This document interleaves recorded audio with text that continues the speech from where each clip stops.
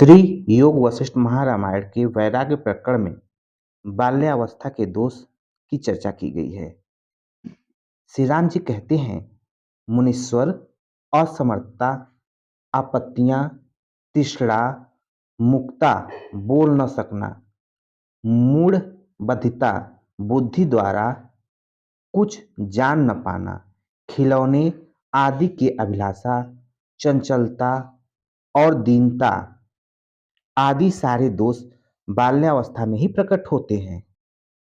बाल्यावस्था में पशु पक्षियों की सी चेष्टाएं होती हैं। बालक सभी लोगों के द्वारा तिरस्कार होता है। बालकों की चपल चेष्टा मृत्यु से भी बढ़कर दुख देने वाली होती है। बाल्यावस्था में अज्ञानवश जल, अग्नि और वायु से निरंतर उत्पन्न होने वाले भय के कारण पग पग पर जो दुख प्राप्त होता है वह आपत्ति काल में भी किसको होता होगा। बालक भांति भांति की लीलाओं, दुर्विलासों, दुश्चेष्टाओं तथा दूषित अभिप्राय में हठात प्रवृत्त होकर बड़े भारी मोह में पड़ जाता है। बाल्यावस्था में बालक जिस किसी के भी कहने से निष्फल कार्य में प्रवृत्त हो जाते हैं, अनेक प्रकार की दुष्चेष्टाएं करते हैं तथा किसी प्रकार भी प्रतिष्ठा की प्राप्ति उनके लिए दुर्लभ है। इस तरह मनुष्य का शैशव काल केवल गुरुजनों का शासन स्वीकार करने के लिए ही है, सुख और शांति प्रदान करने के लिए नहीं।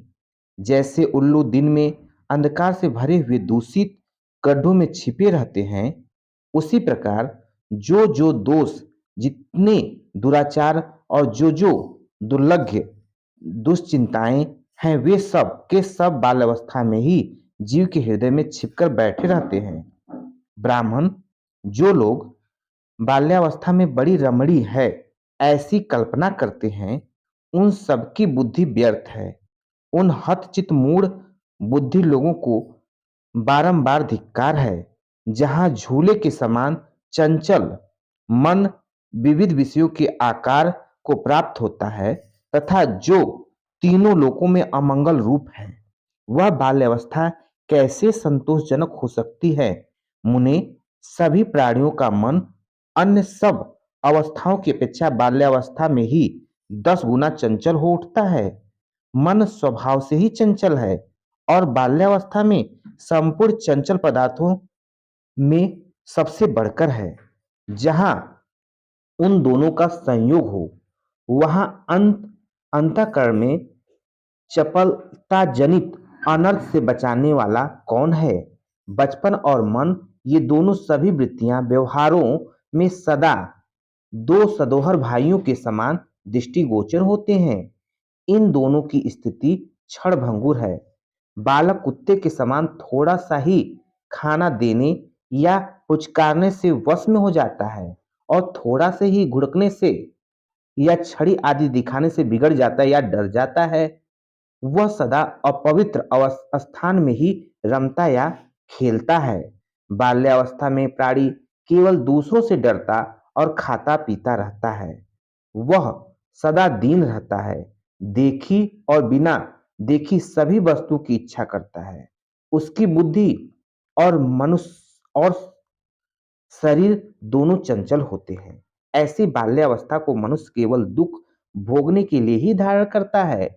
निर्बल बालक अपने मानसिक संकल्प से जिन पदार्थों को पाने की इच्छा करते हैं, उन्हें न पाकर उनकी बुद्धि सदा संतृप्त होती रहती है और उसे इतना दुख होता है कि मानो किसी ने उसके हृदय में घाव कर दिया है। जब तक बाल्यावस्था रहती है, तब तक असत्य पदार्थों में ही सत्यता की बुद्धि बनी रहती है। हृदय में नाना प्रकार के मनोरथ उदित होते रहते हैं तथा अंतःकरण बड़ा कोमल होता है। अतः बाल्यकाल अत्यंत दीर्घ दुख प्रदान करने के लिए ही होता है, सुख देने के लिए नहीं। परम बुद्धिमान मुनीश्वर, जिसके अंतःकरण में सर्दी गर्मी का अभाव तो होता है, परंतु जो उनका निवारण करने में समर्थ नहीं होता, उस बालक और वृक्ष में क्या अंतर है?